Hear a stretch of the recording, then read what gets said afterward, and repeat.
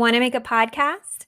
Spotify's got a platform that lets you make one super easily, then distribute it everywhere and earn money, all in one place for free. It's called Spotify for Podcasters, and here's how it works. Spotify for Podcasters lets you record and edit podcasts right from your phone or computer, so no matter what your setup is like, you can start creating today. Then you can distribute your podcast to Spotify and everywhere else podcasts are heard. Video podcasts are also available on Spotify. With Spotify for Podcasters, you can earn money in a variety of ways, including ads and podcast subscriptions. And best of all, it's totally free with no catch.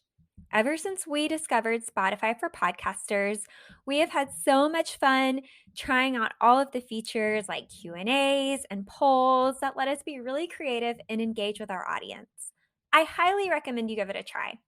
Download the Spotify for Podcasters app or go to www.spotify.com/podcasters to get started.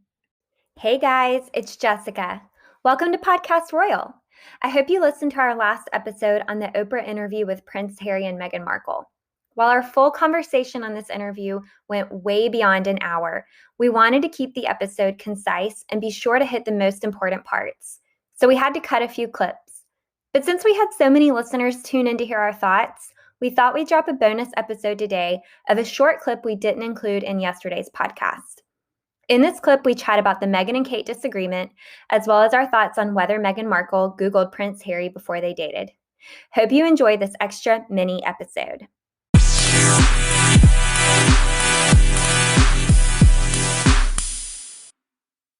So I found out on Sunday that Meghan actually knew Eugenie before she knew Harry. I didn't know that, and that made me wonder, could she be the mysterious friend that set them up in 2016? I mean, obviously, Eugenie loves her cousin Harry. What do you think?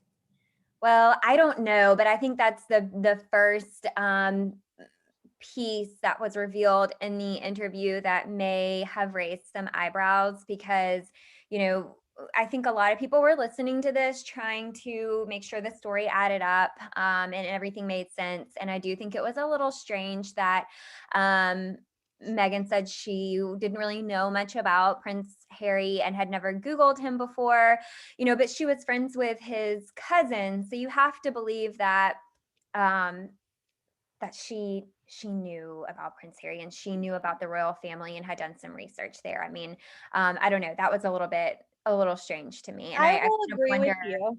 I wonder what her relationship with Princess Eugenie was like before Prince Harry. Yeah, and I don't think they were close or anything, but I will agree with you that I'm going to be honest with you. I've always found it very strange. And Meghan has said this many times, including at their engagement interview back in 2017, that she never Googled Harry when they first started dating. Meghan is a smart woman. I've never actually, if you'll believe it, dated a prince of the United Kingdom. Shocking, I know, but I Googled the heck out of everybody I go on a date with. Okay, like I'm talking full on Googles. I mean, maybe this is just me. I don't think so, but I've like done those if I had any red flags, I would do like one of those my life searches, like where you could see if they've had like been arrested before. And so I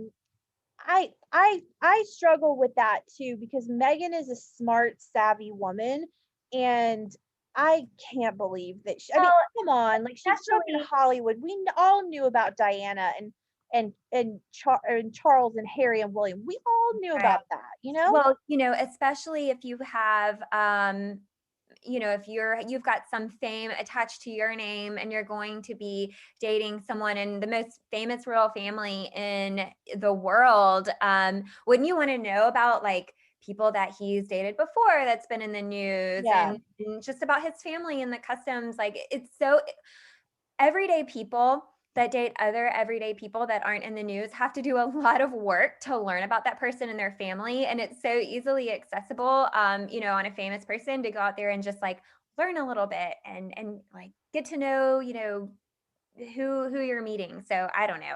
No, That was a I tough one. struggle with that too. And like, look, Megan was living in LA, okay? She wasn't living in like Antarctica or in a cave somewhere.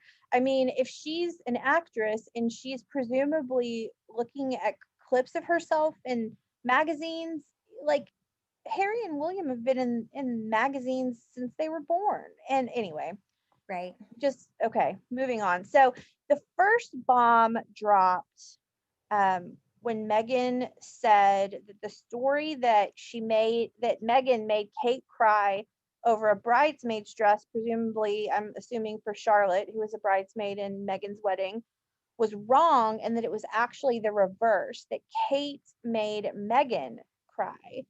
She also said that Kate later apologized and brought by flowers that she owned the moment. Meghan marks this moment as the moment where everything changed and the tabloids became pitted against her. She also gave a great quote about the polarity between the two duchesses. She said, quote, "If you love me, you don't have to hate her, and if you love her, you don't have to hate me." Meghan called Kate a good person, quote unquote, and said the media, quote, "really seemed to want a narrative of a hero and a villain." Meghan also said, and this I don't it's all running together for me now. I think that this was not in the primetime special, but in the clips that aired the next morning. Meghan also said that comparing she and Kate's treatment in the media is baseless because being rude, like the press calling Kate Waity Katie, and being racist are not the same. So, thoughts? Well, this story really started the whole thing off on the wrong foot for me. As someone who was coming to watch the interview and, you know, hear what was going to be said, I just felt like, I mean, first of all, everybody does love Kate, and she, seems to be very well liked. I'm not going to argue that the media may have wanted to have this hero and villain scenario. I mean, I would imagine they're going to come up with all kinds of stuff that they think will sell.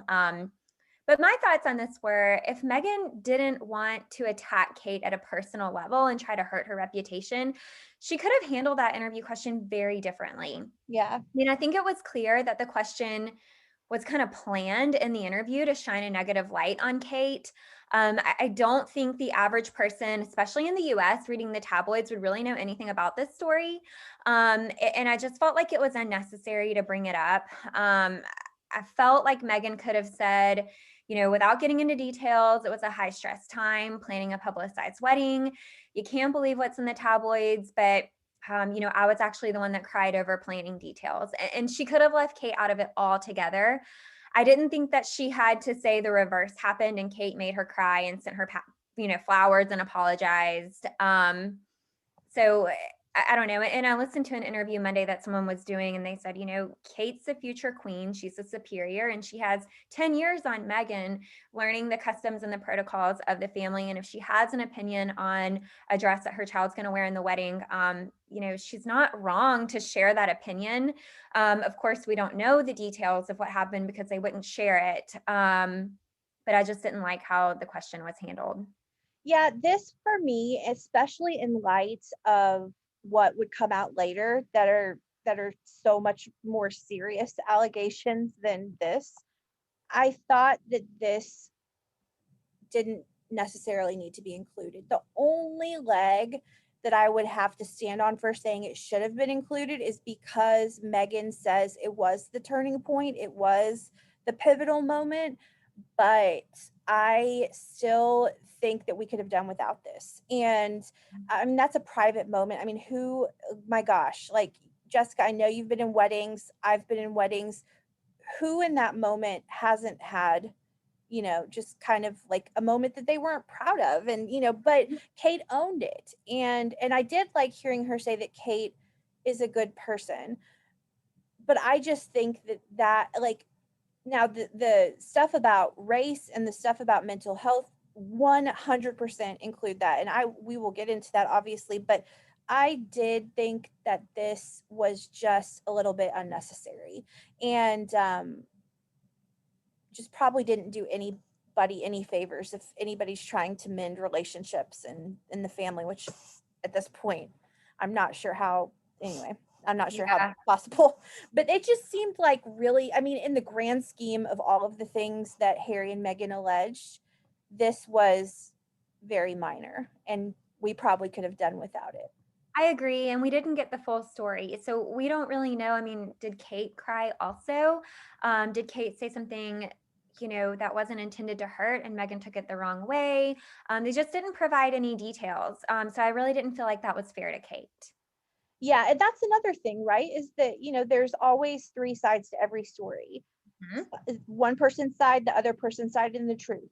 Right. So, the truth probably falls on all of this, really, somewhere in between, the Sussex side and the rest of the family. So, we have to keep that in mind. But anyway,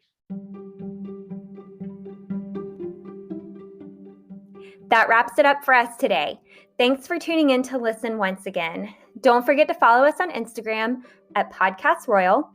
Email us at hellopodcastroyal@gmail.com and subscribe, rate, and review the show wherever you listen to podcasts.